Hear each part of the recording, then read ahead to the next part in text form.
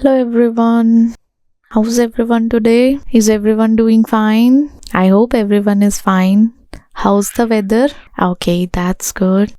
आज हम पढ़ने वाले हैं anti arrhythmic drugs. Anti arrhythmic drugs का क्या काम होता है, मतलब एक तो सबसे पहले जानते हैं कि एरिथमिया होता क्या है। एरिथमिया एक हमारी इरेगुलर हार्ट रिदम होती है, वहाँ इरेगुलरिटीज़ आती है जिसमें ये हो सकता है कि जो हार्ट बीट है वो फास्ट भी हो सकती है या स्लो हो सकती है।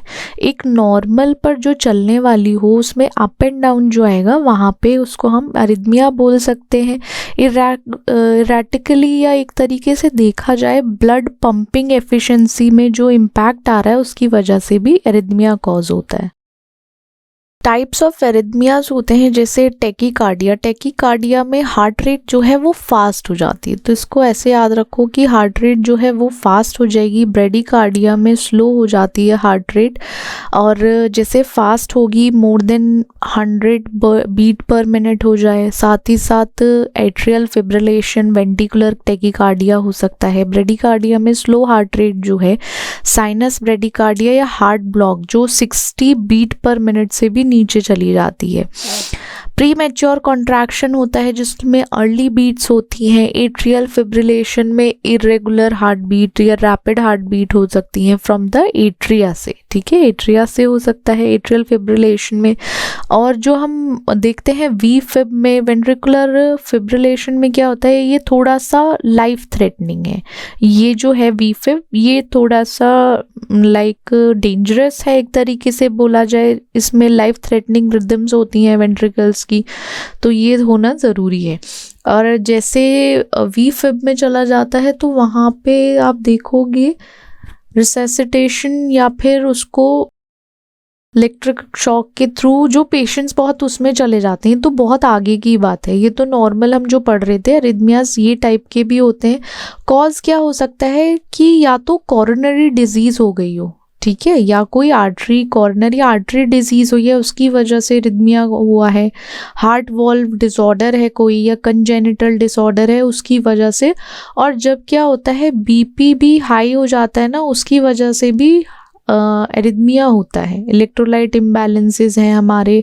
सिम्टम्स में पाल्पिटेशन होगा, फील होगा पाल्पिटेशन, हल्का हल्का वो बोलते हैं ना पाल्पिटेशन हो रहा है तब तक वो उस टाइप से। Dizziness, shortness of breath, chest pain, fainting in severe cases. बहुत ज़्यादा सीवियर केसेस में चांसेस हैं कि फेंट मतलब बेहोश हो सकता है या कुछ उसको ज़्यादा से ज़्यादा हो सकता है। डायग्नोसिस में देखा जाए, जैसे डायग्नोसिस में ईसीजी के थ्रू डायग्नोसिस कर सकते हैं। पहला जो सबको पता होता है डायग्नोस कैसे किया जाता है, ईसीजी के थ्रू। फिर इलेक्ट्रोकार्डियोग्राम्स आते हैं, इवेंट रिकॉर्डर आते हैं, उसमें इलेक्ट्रोफिजियोलॉजिकल स्टडीज़ की जाती है। डायग्नोसिस मतलब पता कैसे करेंगे। ट्रीटमेंट देखो लाइफस्टाइल का थोड़ा सा ध्यान रखना है, सेडेंट्री लाइफस्टाइल नहीं होना चाहिए। सेडेंट्री से भी बहुत सारी प्रॉब्लम्स आती हैं। कैफीन में लिमिट कर देना चाहिए उसको, अल्कोहल ना कंज्यूम किया जाए, स्मोकिंग नहीं की जाए। मैंने आई थिंक हमने बात की थी फार्माकोलॉजी में कि जो भी कार्डियोवैस्कुलर होता है ना, जहाँ भी कार्डियोवैस्कुलर सिस्टम की बात की जाती है उसकी कोई भी कैटेगरी हो वहाँ पे बात होगी स्मोकिंग की। तो स्मोकिंग तो करना ही नहीं है, ये क्विट कर दिया जाए तो बेटर है। जो भी कार्डियो के पेशेंट्स हैं उनके लिए मेडिकेशन में एंटी एरिथमिक एजेंट्स यूज़ की जा सकते हैं। एंटी एरिथमिक ड्रग्स लगती हैं, beta blockers, calcium channel blockers आते हैं। मेडिकल प्रोसीजर्स में पेसमेकर लगा दिए जाते हैं, कैथेटर एब्लेशन लगाया जाता है। साथ ही साथ सर्जिकल में तो अब ऐसा होता है कि इलेक्ट्रिकल सिग्नल के लिए उसको ज़्यादा अगर प्रोसीजर, ये थोड़ा सा आगे जाके ट्रीटमेंट जो है हाई लेवल पर पहुंच जाता है कि सर्जिकल के थ्रू ही उसको ठीक किया जा सकता है। अब जो हमारी एंटी एरिथमिक ड्रग्स होती हैं, एरिथमिया पढ़ लिया, अब एरिथमिया को ठीक भी तो करना है, उसका कोई ट्रीटमेंट तो करेगा ना एबनॉर्मल हार्ट रिदम्स का। तो उसको ट्रीट करने और प्रिवेंट करने के लिए जो मेडिकेशन यूज़ की जाती है उन्हें हम एंटी एरिथमिक ड्रग्स बोलते हैं।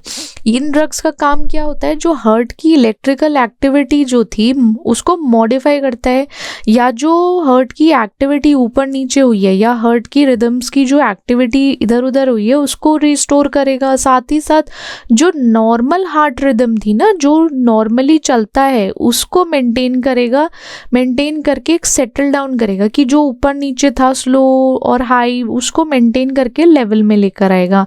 और जो एफिशिएंट ब्लड सर्कुलेशन होना है थ्रू आउट द बॉडी उसको मेंटेन करेगा। साथ ही साथ दोनों चीज़ें करेगा ये एंटी एरिथमिक ड्रग्स का। पैथोफिजियोलॉजी की बात करें तो एक नॉर्मल इलेक्ट्रिकल कंडक्शन जो है उसमें जो सिस्टम में एक तरीके से ऊपर नीचे होता है या फिर डिस्टर्बेंसेस आते हैं एरिथमियाज की तरीके से, अब वो डिस्टर्बेंसेस क्या करेंगे, उनको ट्रीट कराना है ना। अब एनहांस्ड एटॉमिसिटी है, उसमें डीपोलराइजेशन हो रहा है कार्डियक सेल का, धीरे धीरे वो इंक्रीज होगा। फिर उसके बाद एबनॉर्मल डीपोलराइजेशन के टाइम पे ही आफ्टर उसके रीपोलराइजेशन होगा। फिर री एंट्रेंट सर्किट्स रहेगा जिसमें सर्कुलर पाथवे, एक इलेक्ट्रिकल पाथवेज जो हैं उसमें परपेचुएट करेगा क्या, एबनॉर्मल रिदम। अगर आपको ये चीज़ पढ़नी है ना, आप इसको जाकर थोड़ा अगर ज़्यादा बेटर अंडरस्टैंडिंग के लिए आप फार्माकोलॉजी में जाइए, वहाँ पर हमने कार्डियक एक्शन पोटेंशियल पढ़ा था। कार्डियक एक्शन पोटेंशियल में सब कुछ है, वहाँ एक्शन पोटेंशियल फेजेस हैं, किस तरीके से नोडल सेल्स हैं या कैसे कहाँ चेंजेस होना है, कार्डियक कंडक्शन सिस्टम है, वो प्रॉपरली पढ़ोगे तो आपको पैथोफिजियोलॉजी जो है ये पूरी समझ आ जाएगी। और हम ड्रग जो एक्ट करेगा, जो मैकेनिज्म ऑफ एक्शन होगा, वो पर्टिकुलरली किस जगह काम कर रहा है वो आपको समझ आ जाएगा। अब जो एंटी एरिथमिक ड्रग्स की क्लासिफिकेशन हुई है वो वेगन विलियम क्लासिफिकेशन के बेसिस पर हुई है। वहाँ पे उन्होंने क्या किया है, मैकेनिज्म ऑफ एक्शन को कार्डियक सेल्स पर देखा है, ठीक है। इसमें ना सारी चीज़ें जो होंगी आयन चैनल्स बेस्ड होंगी, ठीक है। क्लासिफिकेशन ईजी है, कोई टेंशन वाली बात नहीं है, इसको इजीली आप याद कर सकते हो। अब इसमें हम आयन चैनल्स को देखें, एक तो हम अपने सोडियम चैनल ब्लॉकर के क्लास 1 में डिवाइड करेंगे, पोटेशियम चैनल ब्लॉकर्स लेंगे, और जो हमारे बीटा ब्लॉकर्स हैं उनको क्लास 2 में रखेंगे। क्लास 1 में ही वो 3 पार्ट में डिवाइड हो जाएगा, 1A, 1B, 1C में। उसके फेजेस क्या है कि देखो, कैल्शियम चैनल ब्लॉकर का मैकेनिज्म याद रखो कि इसमें हमें कैल्शियम चैनल सोडियम चैनल जो है, सोडियम चैनल आयंस को, मतलब सोडियम चैनल को ब्लॉक करेंगे, जो सोडियम का इनिबिशन होने वाला था उसको इनिबिट कर देंगे, ठीक है। जो उसका इन्फ्लक्स होने वाला था उसको रिड्यूस करेंगे, जिससे कि रेट ऑफ राइज, जो एक्शन पोटेंशियल था, फेज 0 था कार्डियक सेल में, वो नहीं होगा, वो कम हो जाएगा। ये ड्रग्स क्या करेंगी, सोडियम आयंस का या सोडियम चैनल को इनिबिट करेंगी। सोडियम चैनल इनिबिट हो जाएगा तो क्या होगा, आगे नहीं मूव ऑन होगा, तो वहीं पे रुक जाएगा। बहुत सारी जो ड्रग्स होती हैं, जैसे क्लास 1A में है पर्टिकुलर हमारी, क्लास ए में याद रखिए ब्लॉकेड होता है सोडियम चैनल्स का, ठीक है। सोडियम चैनल को ब्लॉक करेगा, साथ ही साथ ये पोटेशियम चैनल को ब्लॉक करता है, जिससे एक्शन पोटेंशियल ड्यूरेशन बढ़ जाता है, रिफ्रैक्टरी पीरियड बढ़ जाता है। इसके ड्रग्स क्लासिफिकेशन में क्यूनिडीन सल्फेट, प्रोकैनामाइड, हाइड्रोक्लोराइड, डिसोप्रामाइड, फॉस्फेट, ये सब आते हैं। ये हमारी ड्रग्स हो गई। इसको एट्रियल और वेंट्रिकुलर एरिथमिया में यूज़ किया जाएगा। साथ ही साथ इसका अगर साइड इफ़ेक्ट की बात करें, साइड इफ़ेक्ट में हमारा क्या आता है, क्यूटी इंटरवल जो है वो बढ़ जाता है, हाइपोटेंशन कॉज होती है। क्लास 1B में माइल्ड ब्लॉकेड होता है सोडियम चैनल्स का, साथ ही साथ जो एक्शन पोटेंशियल ड्यूरेशन है वो छोटा हो जाता है, शॉर्टन हो जाता है। और ड्रग्स हमारी लाइडोकेन, हाइड्रोक्लोराइड, फेनेटोइन है, टोकेनाइड है, टोकेनाइड हाइड्रोक्लोराइड है, ये हमारे क्लास 1B में आता है। अब जैसे इसके क्लास 1 में C में जो 3 पार्ट थे ना, जिसमें क्या करता है, देखो मैकेनिज्म की बात की जाए, मैकेनिज्म जो आ रहा है वो सारा सोडियम पे आ रहा है। सोडियम चैनल्स जो हैं उनको ब्लॉक करना है, जिससे कि क्या होगा, जो एक्शन पोटेंशियल ड्यूरेशन है वो कम हो जाता है। जैसे इसमें मैक्सिलटाइन हाइड्रोक्लोराइड है, लॉरकेनाइड हाइड्रोक्लोराइड है। एट्रियल और वेंट्रिकुलर एरिथमियाज में यूज किया जाएगा। साइड इफेक्ट चांसेस हैं ब्रेडिकार्डिया कॉज हो, हाइपोटेंशन और प्रो एरिथमिक इफेक्ट्स आ सकते हैं। क्लास 2 में हमारी जो क्लास 2 है वो बीटा ब्लॉकर्स होते हैं। इनका काम होता है बीटा एड्रेनर्जिक रिसेप्टर को ब्लॉक करना। आप बीटा ब्लॉकर्स का नाम से मतलब एक आइडिया लगा सकते हो, वो ड्रग्स जो बीटा एड्रेनर्जिक रिसेप्टर्स को ब्लॉक करती हैं, जिसका इफेक्ट होता है जैसे कि sympathetic stimulation on the heart, उसको डिक्रीज करेगा। जैसे कम करेगा, हार्ट रेट कम हो जाती है, मायोकार्डियल कॉन्ट्रैक्टिलिटी कम होगी और कंडक्शन जो होने वाला है एवी नोड के थ्रू वो भी कम हो जाता है धीरे धीरे। फॉर एग्जाम्पल इसमें ड्रग का सोटेलॉल है, जैसे सोटेलॉल हो गया, इसमें हम एट्रियल फिब्रिलेशन में पर्टिकुलरली इसको यूज़ करेंगे, वेंट्रिकुलर एरिथमियाज या prevention of arrhythmic recurrence. Side effects जो होते हैं वो ब्रेडिकार्डिया हो सकता है, हाइपोटेंशन, फटीग, ब्रोंको कॉन्स्ट्रिक्शन एक मेजर साइड इफ़ेक्ट है इसका अगर देखा जाए बीटा ब्लॉकर्स का। पोटेशियम चैनल ब्लॉकर्स क्या करेंगे, पर्टिकुलरली जो पोटेशियम चैनल्स हैं उनको ब्लॉक करेंगे, जिससे कि रीपोलराइजेशन जो है वो एक एक्सटेंड हो सके, साथ ही साथ प्रोलॉन्ग एक्शन हो, पोटेंशियल जो एक्शन पोटेंशियल है उसका थोड़ा सा लंबे समय में हो जाए। प्रोलॉन्ग करता है क्यूटी इंटरवल को, जो रिफ्रैक्टिव पीरियड है विदाउट अफेक्टिंग सोडियम और कैल्शियम चैनल, वो क्या करता है बिना उन दोनों को अफेक्ट किए एक तरीके से क्यूटी इंटरवल को प्रोलॉन्ग करता है। एम्यूडेरॉन है जो एट्रियल फिब्रिलेशन, वेंट्रिकुलर टेकीकार्डिया और वेंट्रिकुलर फिब्रिलेशन में यूज़ किया जाता है, जैसे एफिब या वीफिब बोला जाए। साइड इफ़ेक्ट इसके पल्मोनरी फिब्रोसिस होता है, थायराइड डिसफंक्शन हो सकती है, लिवर टॉक्सिसिटी कॉज कर सकता है, कॉर्नियल डिपॉजिट हो सकता है। अगर आपको इसका क्लासिफिकेशन इजीली रिमेंबर करना है, मेमोराइज करना है, तो इस चार्ट को याद कर लेना, ये इम्पॉर्टेंट है, इजीली याद हो जाएगा आपका।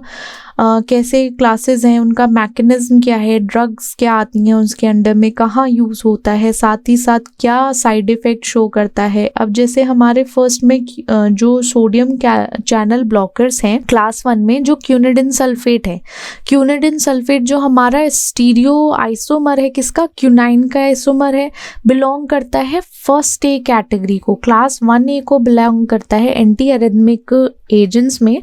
अब इसमें क्या है, क्यूनोलॉन स्ट्रक्चर है जिसमें एक स्टीरियो सेंटर है, स्टीरियो सेंटर जो डिस्टिंग्विश करता है इसको क्यूनाइन से। अब मोड ऑफ एक्शन में सबसे पहला जो मोड ऑफ एक्शन है इसका class 1A anti arrhythmic, prolong करता है, थोड़ा एक्शन पोटेंशियल जो करता है उसको प्रोलॉन्ग कर देगा और refractive period by blocking fast sodium channel, block करेगा, जो सोडियम चैनल है ना उसको ब्लॉक कर देता है। वेंट्रिकुलर एट्रियल मायोसाइट में जो फेज 0 है, फेज O में उसको स्लो कर देता है कार्डियक एक्शन पोटेंशियल की। हमने बात की थी ना, अगर आपको बात करना है एक्शन पोटेंशियल फेजेस के बेसिस पर, फेज 1 को वो स्लो करता है, एक्साइटेबिलिटी कम हो जाती है। अब पहले में इन्होंने क्या किया है, एंटी एरिथमिक ने सोडियम चैनल को ब्लॉक कर दिया, फिर पोटेशियम चैनल को ब्लॉक कर दिया कि जिससे रीपोलराइजेशन जो होने वाला था वो एक्सटेंड हो जाए, पोटेशियम इफ्लक्स बंद हो जाए।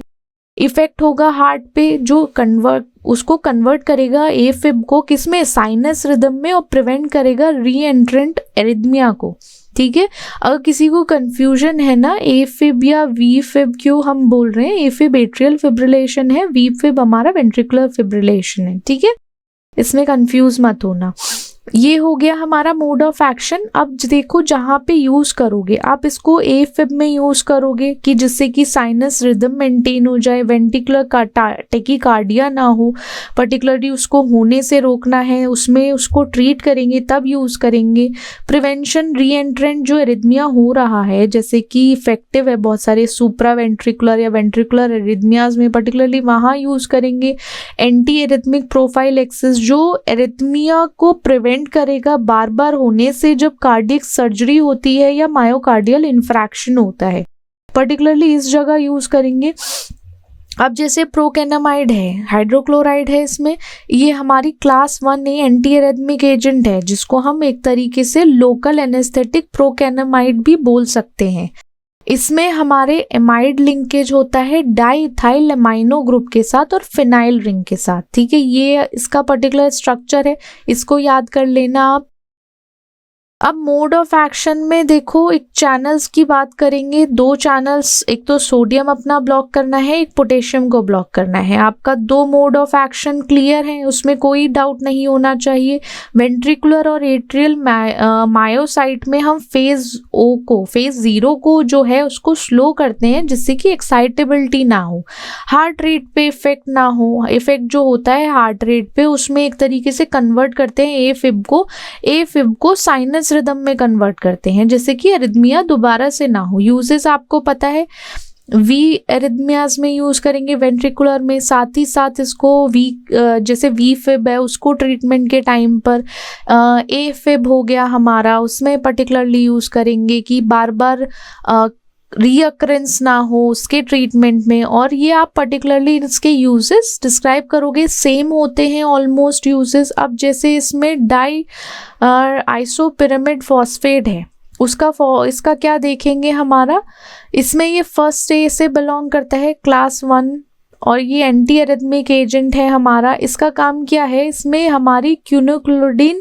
मोइटी लगी होती है, ठीक है, जो हमारा डाइबेंजोडॉक्सीपिन रिंग है वो लिंक होता है क्यूनिक्लोडिन मोइटी के साथ और डाइइथाइल अमाइनो ग्रुप के साथ, दोनों के साथ फॉस्फेट लगा है तो यहाँ पे एज अ फॉस्फेट सॉल्ट के साथ रिएक्ट कराते हैं उसको कंपाउंड को। मोड ऑफ एक्शन सोडियम और पोटेशियम, साथ ही साथ एंटी कोलिनर्जिक इफेक्ट देगा जिसमें ये एग्जिबिट करता है एंटी मस्कैर्निक एक्टिविटी को, ठीक है, जिसकी हमने क्या देखा था, क्या होता है ना, जो एंटी मस्कैर्निक एक्टिविटी होती है उसको जब एग्जिबिट किया जाता है तो वो एक तरीके से साइड इफेक्ट जनरेट करता है, जैसे ड्राई माउथ हो जाएगा या ब्लड विजन हो सकती है, वो एंटी कोलिनर्जिक इफेक्ट की वजह से होता है, ठीक है। जैसे कभी भी इन पर्टिकुलर एंटी एरिथमिक एजेंट्स का जो साइड इफेक्ट आता है ड्राई माउथ या ब्लड विजन, तो उसमें क्या होता है, वो इसलिए आता है क्योंकि वहां पे एंटी कोलिनर्जिक एक्टिविटी है या फिर एंटी कोलिनर्जिक इफेक्ट आ रहा है, उसकी वजह से वो साइड इफेक्ट है। ऐसा ही कोई साइड इफेक्ट नहीं आ जाएगा, किसी चीज की वजह से रिस्पॉन्सिबल है, तो हमें कोरिलेट करना है। अगर आपको थोड़ा डीप में जाना है इसको पढ़ने के लिए तो आप जान सकते हो कि ये पर्टिकुलर साइड इफेक्ट किस वजह से आ रहा है। अब जैसे ए फिब है, उसको जो हार्ट रेट का इफेक्ट देखते हैं, ए फिब को साइनस रिदम में कन्वर्ट करते हैं। साइनस रिदम में कन्वर्ट करने से जो री एंट्रेंट हो रहा था एरिथमियाज का, उसको प्रिवेंट किया जा सकता है। ये मोड ऑफ एक्शन है। आप इसका ए फिब, वी फिब और इसमें पर्टिकुलरली यूज किया जाएगा, री एंट्रेंट एरिथमिया को प्रिवेंट करने में हेल्प करेगा और एंटी एरिथमिक प्रोफाइलेक्सिस में हेल्प करेगा। अब सार देखेंगे, देखो जो भी पर्टिकुलर एस्ट्रिक या सुपरस्क्रिप्ट्स में है वही उनके सार हमको पढ़ने हैं, सबके सार नहीं पढ़ेंगे। अब इसमें जो क्यूनक्यूलिडीन कोर है जो बहुत ज़रूरी है, क्या करेगा, वो ब्लॉक करने का काम करेगा, किसको, पर्टिकुलरली सोडियम को, चैनल्स को ब्लॉक करेगा जिससे एक्शन पोटेंशियल इंक्रीज हो। अब डाइबेंजो डाइऑक्सीपिन रिंग होती है, वो लाइपोफिलिसिटी को एनहांस करता है मेम्ब्रेन। अब देखो लाइपोफिलिक ड्रग्स जो होंगी वो इजीली परमेबल होती हैं, उनकी परमेबिलिटी जो है मेम्ब्रेन में इम्प्रूव होती है। और वो कैसे इम्प्रूव होगी, वो पर्टिकुलर इस रिंग सिस्टम के थ्रू होगी और बाइंडिंग एफिनिटी जो है कार्डियक आयन चैनल्स में बढ़ जाती है। डाइइथाइल अमाइनो ग्रुप होता है, वो एफिनिटी इंक्रीज कर देता है सोडियम चैनल्स की, ठीक है, सोडियम चैनल्स के थ्रू एक तरीके से एफिनिटी इंक्रीज होती है और एंटी मस्कैर्निक साइड इफेक्ट में कंट्रीब्यूट करता है, ठीक है। और सब्स्टिट्यूएंट्स जो हैं हमारे एरोमेटिक रिंग्स में थोड़ा सा जो मॉडिफिकेशन होता है उसकी वजह से जो पोटेंसी है वो इन्फ्लुएंस होती है, सेलेक्टिविटी होती है आयन चैनल्स की। सिंथेसिस ये देखिए, ये हमारा alpha 2 di isopropyl amino ethyl है और अल्फा 2 पायरिडीन एसिटामाइड है पर्टिकुलर, इसको आप याद कर लो। ये है हमारा, ये इसको ट्रीट कराएंगे हम सल्फ्यूरिक एसिड और एक तरीके से फॉस्फेट के साथ जब ट्रीट कराएंगे, क्या बनाएगा, ये हमारा डाई आइसोपिरामिड फॉस्फेट बनाएगा, ठीक है। ये इजी वे में है कि आप ऐसे भी इसका सिंथेसिस कर सकते हो या फिर इसका और रूट्स भी आते हैं वो आप अपनी तरफ से फिगर आउट कर सकते हो, क्योंकि अगर आप वन नाइट एक साथ पहले पढ़ोगे तो इतना ज़्यादा नहीं हो पाता कि आप एक साथ सब कुछ मगअप कर लो। तो एक तरीके से ये भी अच्छा है कि आप इसको पर्टिकुलरली यूज़ करके आगे मतलब सिंथेसिस लिख पाओगे। अब हमारा फेनेंटोइन सोडियम है, इसका क्या होता है, ये डेरिवेटिव है हमारा किसका, हाइडेंटोइन का डेरिवेटिव है फिनेंटोइन। इसमें डाई मिथाइल ग्रुप अटैच होता है, ठीक है, अटैच होता है किससे, हाइडेंटोइन रिंग से। हाइडेंटोइन रिंग से अटैच होगा, ये प्राइमरली क्या करता है, सोडियम सॉल्ट फॉर्म करता है जिससे कि सॉल्युबिलिटी एनहांस होती है। मोड ऑफ एक्शन देखो, सोडियम चैनल ब्लॉक करेगा, एक्शन पोटेंशियल प्रोलॉन्गेशन होगा और एंटी कन्वर्जेंट इफेक्ट आएगा। अगर आपको ये पता है कि एक्शन पोटेंशियल जो प्रोलॉन्गेशन है वो किस तरीके से होगा तो आप इसको यहाँ लिख सकते हो मोड ऑफ एक्शन में। एंटी कन्वर्जेंट है, एक तरीके से सप्रेस करता है सीजर्स, जो कैसे न्यूरोनल एक्साइटेबिलिटी हो रही है ना उसको कम करके। तो ये फिनेंटोइन सोडियम यूज किया जाता है एंटी कन्वर्जेंट इफेक्ट में। एपिलेप्सी के टाइम पर, या एपिलेप्टिक स्टेटस है तब यूज किया जाएगा। न्यूरो प्रोटेक्शन, कार्डियक एरिथमियास, देखो फिनेंटोइन सोडियम कार्डियक एरिथमियास के टाइम पे तो यूज किया ही जाएगा। जो हमारे एपिलेप्सी है या एंटी कन्वर्जेंट इफेक्ट है न्यूरोनल में, वहां पे भी उसका यूज किया जा सकता है।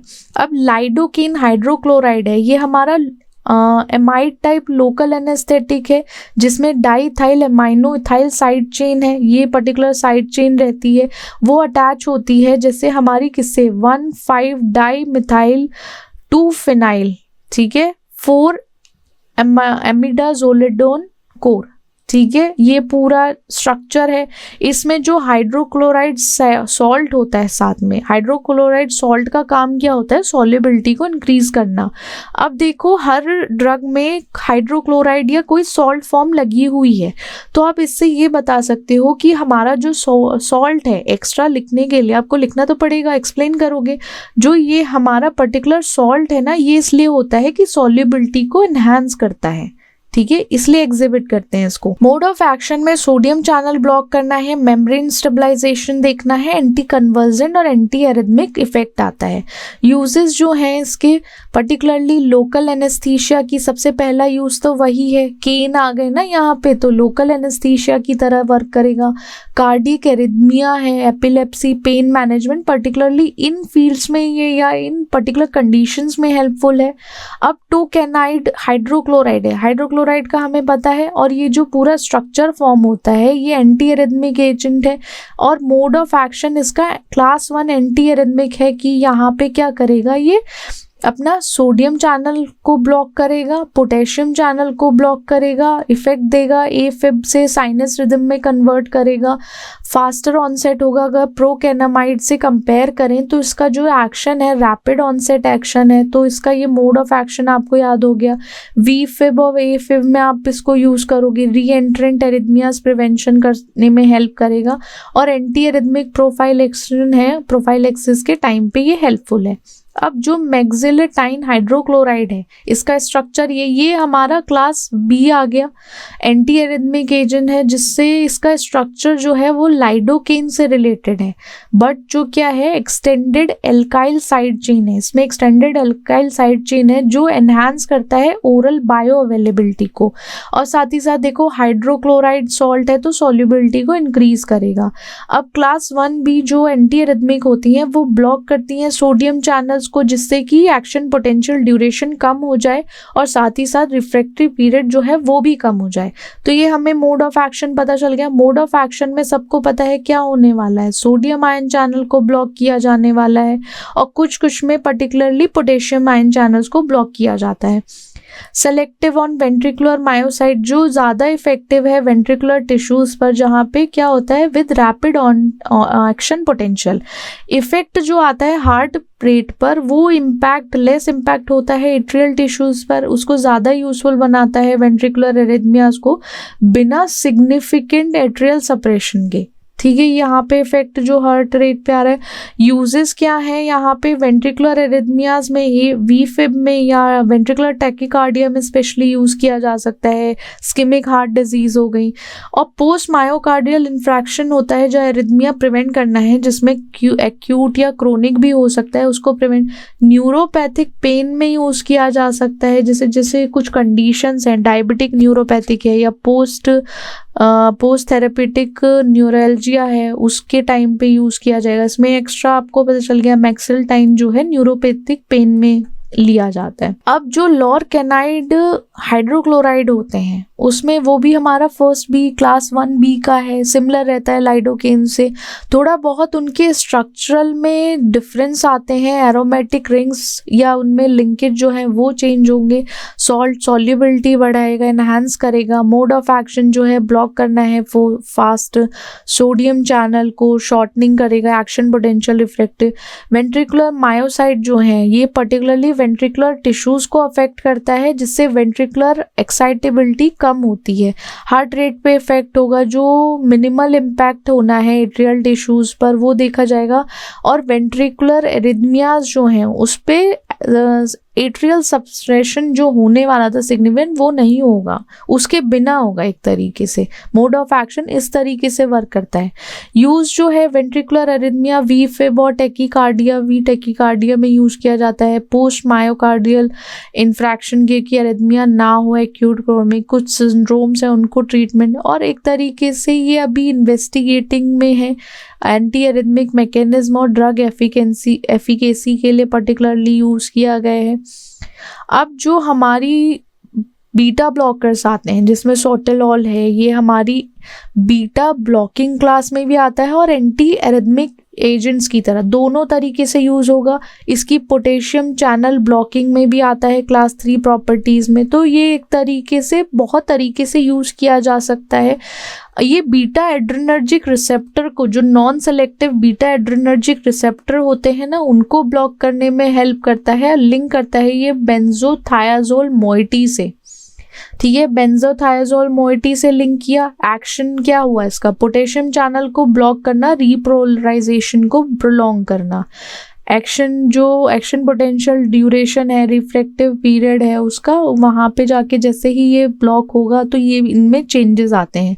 क्लास 3 था ये anti arrhythmic. Class 2 anti arrhythmic जो non selective beta adrenergic receptor है वहाँ ब्लॉक करेगा पर्टिकुलरली इसको ब्लॉक करने के बाद इस रिसेप्टर को हार्ट रेट कम होगा और मायोकार्डियल कॉन्ट्रैक्टिलिटी हो सकती है। इफेक्ट जो है वो हार्ट रेट पे होगा, इफेक्ट स्लो हार्ट रेट है, ऑक्सीजन का डिमांड जो है वो रिड्यूस हो जाएगा हार्ट में इस तरीके से, तो वो वहाँ पे एरिथमिक रिदम मेंटेन होती है। ये उसके पर्टिकुलर यूजेस हैं, जो हमारा ए फिब क्या है या atrial Flutter bye maintaining sinus rhythm के थ्रू होता है। वी फिब है जो मायोकार्डियल वेंट्रिकुलर एरिथमियाज को प्रिवेंट करता है, जो मायोकार्डियल इन्फ्रैक्शन के बाद होता है। Side effect pro arrhythmic effect show हो सकता है, ब्रेडिकार्डिया, फैटीग और बहुत सारे साइड इफेक्ट भी आ सकते हैं इसके, तो उनका ध्यान रखना पड़ता है। तो इनको कॉम्बिनेशन में ही चलाया जाता है। अब पोटेशियम चैनल ब्लॉकर्स जो हैं उनके कुछ क्लासेस हैं। क्लासेस में हम देखे जाएंगे कि एम्यूडेरॉन है। एम्यूडेरॉन हमारा क्लास 3 एंटी एरिथमिक एजेंट है जिसका कॉम्प्लेक्स स्ट्रक्चर है थोड़ा सा। 2 आयोडीन एटम्स अटैच होते हैं बेंजोफ्यूरेन रिंग फ्यूज्ड। जैसे बेंजोफ्यूरेन रिंग फ्यूज्ड है ना यहाँ पे, उस पे हमारे खुद के एक इधर बेंजीन रिंग पे आयोडीन एटम्स अटैच हैं। ठीक है, और एक तरीके से यहाँ पे जो साइड चेन है वो डाइथाइल अमाइनो साइड चेन है। मोड ऑफ एक्शन में हमारा क्लास 3 आता है, ब्लॉक करेगा पोटेशियम चैनल को, जिसकी वजह से आगे जाके एक्सटेंड होगा एक्शन पोटेंशियल और रिफ्लेक्ट। मल्टीफेसेट मैकेनिज्म में क्लास 1, क्लास 2 और क्लास 4 की बात करें तो ये एग्जिबिट करता है ये पर्टिकुलर प्रॉपर्टीज को। अल्फा एड्रेनर्जिक ब्लॉकेड में ये अल्फा एड्रेनर्जिक एंटागोनिस्ट इफेक्ट देगा कुछ, साथ ही साथ वेसोडाइलेशन में थायराइड मॉड्यूलेशन इसके थ्रू किया जा सकता है।